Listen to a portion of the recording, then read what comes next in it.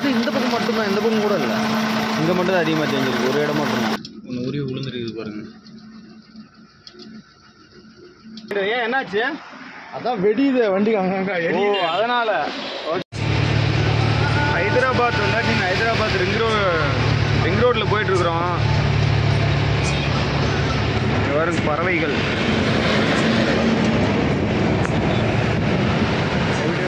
பறவைகள் பாருங்க.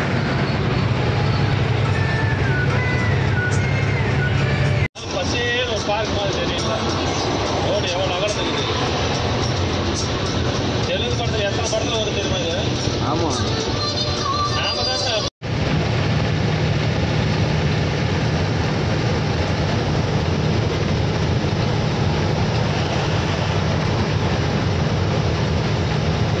இப்போ சரியாக எவ்வளோ நேரம்னு சொல்லி பார்த்தீங்கன்னா 12 மணி ஆகுது. எங்கே இருக்கோம்னா ஆந்திர பிரதேஷ்குள்ளே வந்தாச்சு. கர்னூல் பார்த்தீங்கன்னா முன்னாடி தான் இருக்குது. கர்னூல் ஆர்டிஎஃப் தாண்டி டீ கடையில் நிப்பாட்டின டீ குடிக்கலான்ட்டு. இன்னும் அனந்தப்பூர் எவ்வளோ தூரம் இருக்குதுன்னு பார்த்தீங்கன்னா அனந்தப்பூர் 154 கிலோமீட்டர் இருக்குது. பின்னாடி பார்த்தீங்கன்னா போர்டு அங்கே இருக்குது 154. சரி புறப்படுவோம். ஆர்டிஎஃப் பாஸ் பண்ணிவிட்டு டீ குடிச்சிட்டு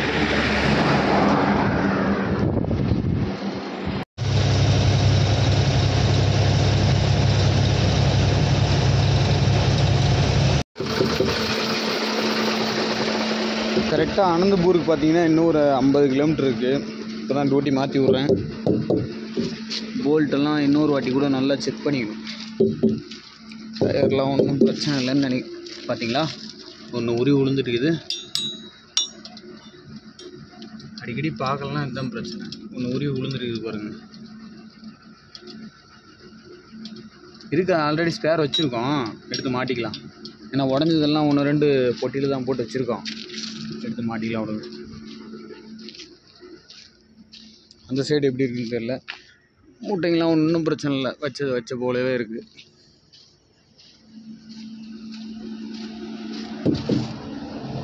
இந்த சைடு கரெக்டாக இருக்குது. இதுலேயும் கரெக்டாக தான் இருக்குது. சைடில் ஏதோ வந்திருக்கா, எதுவும் வரல. ஓகே.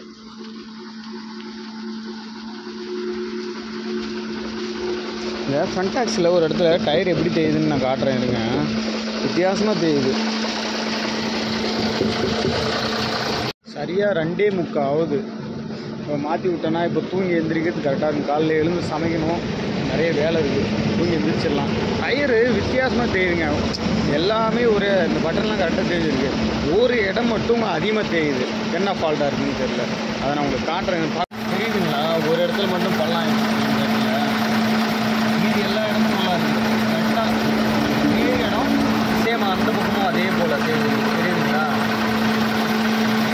இதில் ஏதாவது லீக்கேஜ் இருக்குதா? நல்லாவே தெரியும் பாருங்க, தெரியுதா? அது இந்த பக்கம் மட்டும்தான், இந்த பக்கம் கூட இல்லை. இங்கே மட்டும் தான் அதிகமாக தெரிஞ்சிருக்கு. ஒரு இடம் மட்டும்தான்.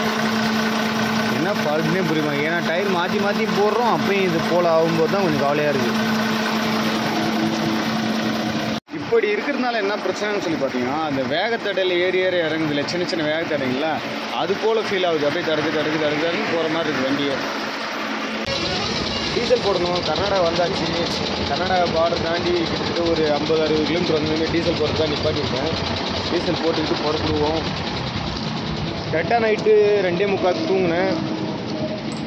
இப்போ காலையில் 7 மணிக்கு எழுந்திரிச்சு ஹோட்டலில் சாப்பிட்டுட்டு அப்படியே வண்டி எடுத்துக்கிட்டேன். ஒரு மதியத்துக்கு மேலே இல்லை சாயந்தரமாக சமைச்சிக்கலான்ட்டு. இங்கே பாருங்க, எல்லாரும் ஒரு வேகத்தில் ஏறி இறங்குற மாதிரி. அது ஏன் அந்த கரெக்ட் ஒரு சின்ன ஒரு இடம் மட்டும் அந்த மாதிரி தெரிஞ்சிருக்கு. என்னப்பா சொல்ல, டயருங்கிட்டே ஒரு போராட்டமாக இருக்குது. டயருக்கு கூட 87.99 கிட்டத்தட்ட 88 ரூபாங்க டீசல் கர்நாடகா ப்ரைஸு. ஏன் அந்த வண்டி எடுக்காமல் இருக்காங்க? அந்த பூ ஒரு இது காலியாக தான் இருக்குது. இப்போ தான் எடுக்கிறாங்க. பஞ்சாப் வண்டி. இந்த வண்டி அடித்து முடிச்சாங்கன்னா இதிலே விட்டு அடிச்சுக்கலாம். நாமளும் முதல்ல இண்டிகேட்டர் ஏறிது, அது ஆஃப் பண்ணுவோம்.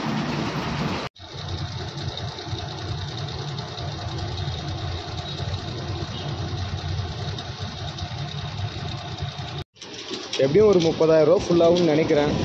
இப்போ தான் ஸ்டார்ட் பண்ணியிருக்கோம். 16 லிட்டர் ஓடி இருக்கு. பார்க்கலாம் எவ்வளோ பிடிக்குதுன்னு.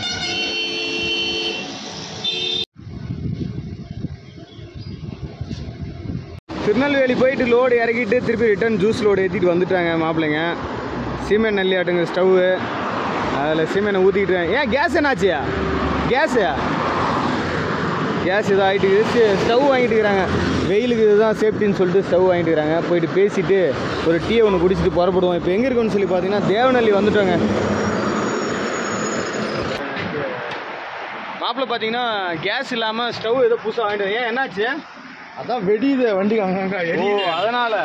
ஓகே ஓகே, நல்லது நல்லது தான்.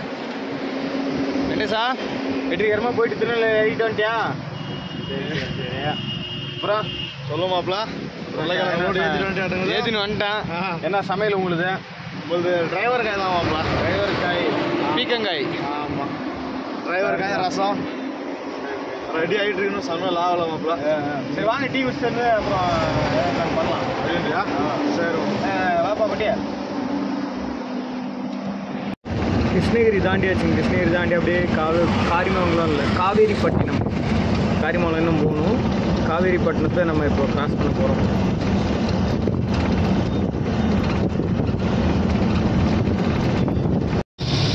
எந்த ஊருக்கு நம்ம போகிறோம்னு சொல்லி பார்த்தீங்கன்னா மேட்டுப்பாளையம் தாங்க போகிறோம். மேட்டுப்பாளையம் இப்போ தருமபுரி பக்கம் போயிட்டுருக்குறோம். இன்னும் மேட்டுப்பாளையம் பார்த்தீங்கன்னா 240 கிலோமீட்டர் இருக்குது.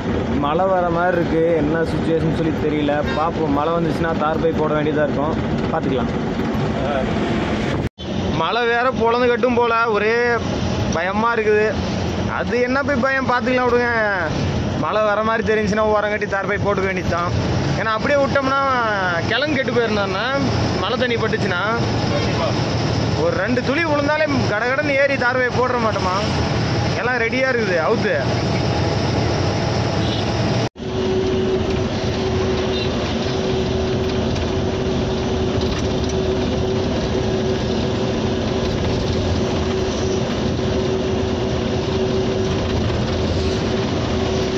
மழை வந்துருச்சுண்ணா ஓரம் போட்டு கட்டிக்கலாம் தார்பை. அதான் நல்லது. இங்கே ஓரம் போட்டுருங்க.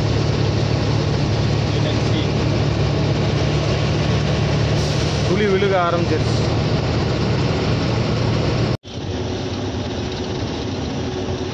தொப்பூர் டோல்கேட் வந்தாச்சுங்க. மழை லேசாக பேஞ்ச மாதிரி பேஞ்சு அப்படியே நின்றுச்சு.